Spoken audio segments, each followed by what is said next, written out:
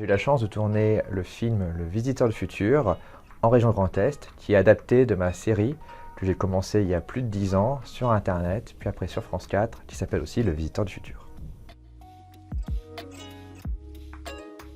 Donc l'histoire du film, c'est un député qui s'apprête à construire une centrale nucléaire et il y a un homme du futur, un visiteur du futur qui vient essayer de l'en empêcher, mais rien ne va se passer comme prévu et la fille du député va être prise aussi avec lui dans le futur.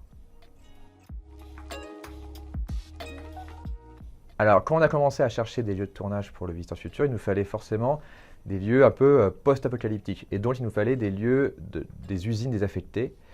Et c'est là où vraiment la région Grand Est nous a grandement aidés, nous a proposé plein de lieux, plein d'usines. J'en ai visité plein, à Uckange, à Forbach. Et au final, on s'est mis d'accord que l'usine U4 d'Uckange était parfaite pour recréer notre futur post-apo. Et c'était un super lieu, on est vraiment un peu chez nous. On a aussi d'autres lieux aux alentours, donc on a pu faire plusieurs époques, plusieurs styles autour de la ville de Nancy et de Metz. On a du passé, du présent, du futur.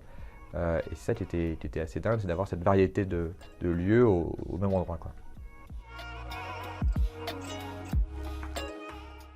Alors on a pu travailler avec des chefs de poste de région, comme Nicolas Jacob à la Régie Générale, Thomas Gastineau en ingénieur son.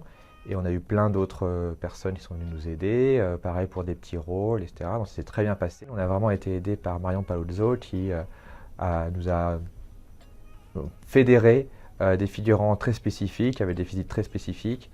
Et vraiment, ça a été super de travailler avec ces gens-là.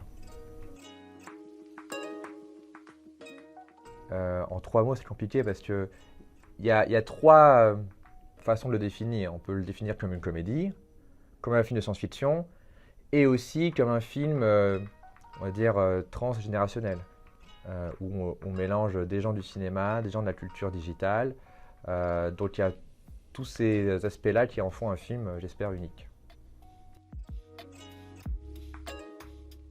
Et pour les fans de la série, voilà, quoi, sachez que si vous avez bien révisé, si vous avez bien vu les saisons et aussi lu le livre et aussi lu les mangas, il y a plein d'easter eggs, plein de références. Voilà, tout ça fait partie de l'univers du Visiteur du Futur.